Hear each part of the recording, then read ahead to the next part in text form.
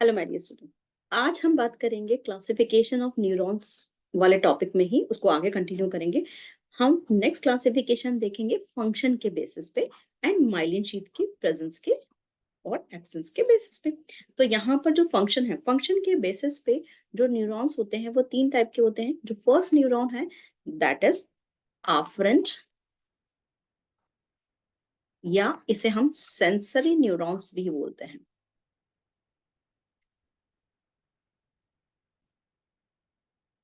ठीक है, जो आफ्रेंट या सेंसरी न्यूरॉन, ठीक है,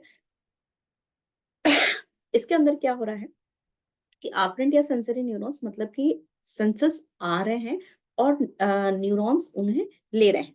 ठीक है, इसका मतलब जो है नर्व इम्पल्सेस जो है सेंसरी ऑर्गन से तरफ आ रही है और न्यूरॉन्स उनको इंटीग्रेटिंग सेंटर की तरफ लेके जा रहे हैं। ठीक है, न्यूरॉन्स या nerve impulses, sorry nerve impulses आएगा इसमें। एक सेकेंड ना समझाती हूँ ढंग से दोबारा।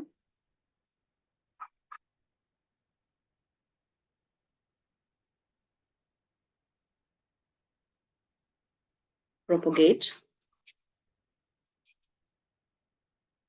from receptor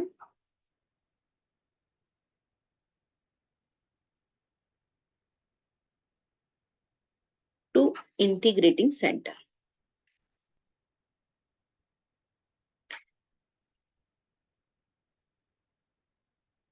इसको ऐसा समझिए कि जैसे आप गाड़ी चला रहे हैं, आपकी आईज ने देखा कि सामने से ट्रक आ रहा है। अब आपकी आईज जो सेंसरी ऑर्गन है जिसने सेंसेस लिए, तो यहां से आईज से हमारे ब्रेन तक या स्पाइनल कॉर्ड तक जो है सेंसेस लेके जाएंगे कि भाई सामने से ट्रक आ रहा है, गाड़ी चला रहे हैं, अब क्या करना है, ब्रेक लगाना है, टर्न करना है, व्हाट आप एक्शन डिसाइड करिए। तो यहाँ पर सेंसरी ऑर्गन क्या है या रिसेप्टर क्या है, आईज है, और इनको ब्रेन तक लेके गए या स्पाइनल कॉर्ड तक लेके गए, तो ब्रेन या स्पाइनल कॉर्ड क्या है, इंटीग्रेटिंग सेंटर है। तो यहाँ पर आपका यहाँ की आइस की नर्व्स ने, आइस के न्यूरॉन्स ने ब्रेन या स्पाइनल कॉर्ड तक इंफॉर्मेशन लेके गए। तो ये चीज कहलाती है, ये वाले जो न्यूरॉन्स है जिन्होंने सेंसस को लिया और ब्रेन या स्पाइनल कॉर्ड तक सेंसस को लेके गए, ये आपके आफरेंट न्यूरॉन्स हैं। ठीक है, अब जो सेकंड है, सेकंड न्यूरॉन्स है दैट इज इफरेंट न्यूरॉन्स या motor neuron.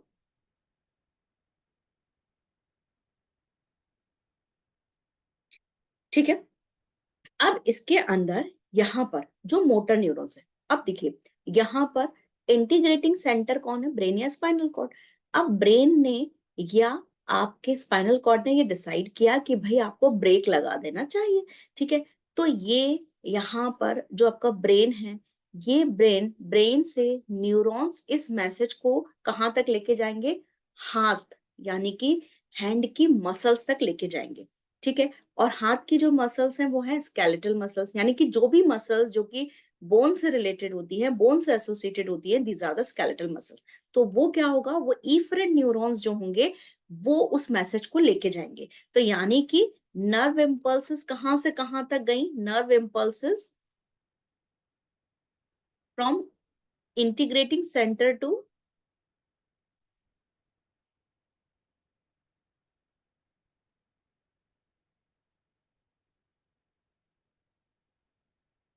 Integrating centre to effector organ muscle, effector muscles. ठीक है, तो यहां पर मसल्स कौन सी हो सकती हैं आपकी, स्केलेटल मसल या स्मूथ मसल। स्केलेटल मसल में आपको बता चुकी हूँ, सारी बोन्स से एसोसिएटेड जो मसल्स हैं वो स्केलेटल मसल्स हैं। सारी इंटरनल ऑर्गन की जो मसल्स हैं वो आपकी स्मूथ मसल्स हैं। स्केलेटल मसल आपकी वॉलेंट्री होती है, यानी कि स्केलेटल को मूव करना आपके कंट्रोल में होता है, ये वॉलेंट्री है। मैं अपने हाथ को यहां से यहां कर सकती हूँ, ये हाथ ऐसे ऐसे रख सकती हूँ, वैसे रख सकती हूँ, ये मेरे कंट्रोल में, that is the skeletal muscle. ये मेरे कंट्रोल में, that is the voluntary movement. लेकिन मेरे स्टमक में कितना, जो स्टमक में कितना मूवमेंट होगा वो स्टमक अपने हिसाब से रेगुलेट करेगा। ठीक है। मेरा जो है इंटेस्टाइन की मसल्स किस तरीके से काम कर रही है, वो इंटेस्टाइन रेगुलेट करेगी। वो उसमें मैं नहीं कर सकती कि आज इंटेस्टाइन को थोड़ा सा कम मूवमेंट करना चाहिए, ज्यादा, ये मेरे कंट्रोल में नहीं है। That is a completely involuntary. ये मेरे दिमाग, ये मेरे हाथ में नहीं है। तो वो सारे इंटरनल ऑर्गन की जो मसल्स हैं, आपकी लंग्स, किडनी, आपकी इवन हार्ट भी जो है एक तरीके का स्मूथ मसल्स है। हार्ट को हालांकि मसल्स अलग तरीके का हम पढ़ते हैं कार्डियक मसल्स में, लेकिन वो भी इनवॉलेंट्री होती है। जिस दिन आपके हार्ट को रुकना उसी दिन रुकेगा। आप सोचो कि मैं मर जाऊं, मैं मर जाऊं, हाँ वो सुसाइडल वो चीज अलग होती है, उसके बारे में हम बात नहीं करेंगे, और करना भी नहीं चाहिए सुसाइड पे। ठीक है। चलिए, इंटर न्यूरॉन की हम बात कर लेते हैं। इंटर न्यूरॉन जो है, इंटर न्यूरॉन क्या है? ठीक है, देखो, एक न्यूरॉन से दूसरे न्यूरॉन के बीच में कनेक्शन है। जैसे सपोज दैट कि आज आप जो है अपने घर से अपने कॉलेज के लिए निकले, तो आप टिफिन भूल गए। अब मम्मी ने आपको फोन किया कि तू जो है तेरा जो फ्रेंड है, मैं उसको वहां तक दे देती हूँ और वो तुमको पहुंचा देगा। ठीक है, तो मम्मी ने क्या किया, मम्मी को ऑफिस जाना था, तो मम्मी ने ऑफिस जाते समय उस बच्चे को उसके आपके फ्रेंड को आपका क्या दे दिया, टिफिन दे दिया। अब टिफिन उस बच्चे ने, उस स्टूडेंट ने आपको दे दिया। तो वो जो बच्चा है, दैट इज इंटर न्यूरॉन, जो कि मीडिएट कर रहा है आपके और आपकी मम्मी के बीच में। ठीक है, तो सेम उसी तरीके से सेंसरी और मोटर न्यूरॉन के बीच में जो न्यूरॉन्स मीडिएट करते हैं, दैट इज इंटर न्यूरॉन। ठीक है, तो इन्हें हम एसोसिएशन न्यूरॉन्स भी कहते हैं, also termed as association neurons. ठीक है, एंड दे कन्वे, दे हाँ, दे कनेक्ट सेंसरी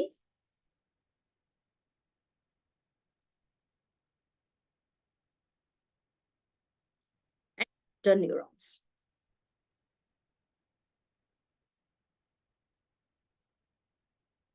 ये सेंसरी और मोटर न्यूरॉन्स को आपस में कनेक्ट करते हैं। ठीक है, तो ये हो गया आपके फंक्शन के बेसिस पे। फंक्शन के बेसिस पे क्लासिफिकेशन जो है तीन तरीके का है, आफ्रेंट, इफरेंट एंड इंटरन्यूरॉन्स। आफ्रेंट सेंसस को लेके आने वाले, ये इफेक्टर ऑर्गन तक, ये आपके इंटीग्रेटिंग सेंटर तक लेके जाएंगे। इंटीग्रेटिंग सेंटर मींस जो फंक्शन डिसाइड करेगा, ब्रेन या स्पाइनल कॉर्ड। सेकंड, इफरेंट जो है आपके नर्व इम्पल्सेस इंटीग्रेटिंग सेंटर से मसल्स तक लेके जाएंगी, यानी इफेक्टर ऑर्गन तक लेके जाएंगी। उसके बाद जो इंटरन्यूरॉन्स होते हैं, ये मीडिएट करते हैं सेंसरी और मोटर के बीच में। तो ये हो गया आपका फंक्शन के बेसिस पे क्लासिफिकेशन। नेक्स्ट जो क्लासिफिकेशन है माइलिन शीथ की प्रेजेंस और एब्सेंस के बेसिस पे। आप स्क्रीनशॉट ले लीजिए, मैं फटाफट से इसको हटा रही हूँ। चलिए, अब यहाँ पर जो है myelin on the basis of myelin sheath, अगर हम देखें कि माइलिन शीथ की प्रेजेंस या एब्सेंस के बेसिस पे, तो ये पहला है आपका माइलिनेटेड,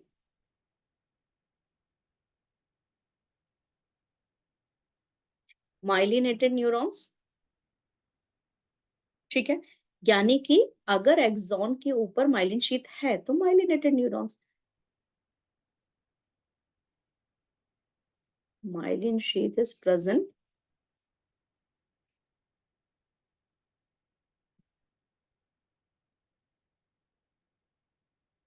एक्सॉन। और मैंने आपको माइलिन शीथ, अभी माइलिनेशन वाला जो वीडियो रिलीज हुआ है, उसमें मैंने आपको बता दिया है कि माइलिनेशन आपकी दो तरीके के सेल रिस्पॉन्सिबल होती है माइलिनेशन के लिए। आपका पीएनएस में, पेरिफेरल नर्वस सिस्टम में Schwann cells, and the CNS में ओलिगोडेंड्रोसाइट सेल्स। ठीक है, तो और माइलिनेटेड न्यूरॉन जो होते हैं, मैंने आपको ये भी वहां एक्सप्लेन किया है कि इस तरीके के जो न्यूरॉन्स होते हैं, उनकी वजह से इम्पल्सेस बहुत हाई मतलब कि उनका वेलोसिटी बढ़ जाता है। ठीक है, तो माइलिनेटेड न्यूरॉन्स में माइलिन शीथ प्रेजेंट होगी। जो नॉन माइलिनेटेड है,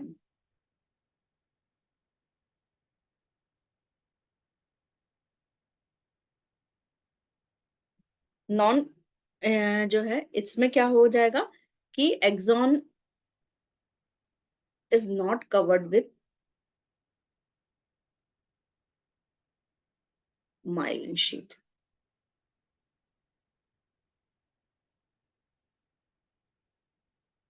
ठीक है, axon is not covered with myelin sheath, तो यानी कि एक्सॉन के ऊपर, जैसे ये एक्सॉन है, एक्सॉन के ऊपर एक्सोलेमा तो होगी, एक्सोलेमा, लेकिन जो है श्वान सेल, यानी कि जो आपका माइलिन शीथ है, वो नहीं होगी। एक्सोलेमा तो एक्सॉन के आउटर मोस्ट कवरिंग होती है, और उसके ऊपर जो है माइलिन शीथ प्रेजेंट होती है। ठीक है? तो अगर नहीं है तो नॉन माइलिनेटेड न्यूरॉन्स। तो माइलिन शीथ फैट और प्रोटीन की बनी होती है, ये भी मैं आपको बता चुकी हूँ। तो ये जो होता है on the basis of function and on the basis of myelin sheath के बेसिस पे myelinated neurons and the non myelinated neurons. अगर माइलिन शीथ प्रेजेंट है तो यहाँ पर उसे हम बोलेंगे माइलिनेटेड, और नहीं है तो नॉन माइलिनेटेड। चलिए, आई होप आपको वीडियो समझ में आया होगा। कोई भी डाउट है कमेंट सेक्शन पूछिए, अदरवाइज थैंक यू।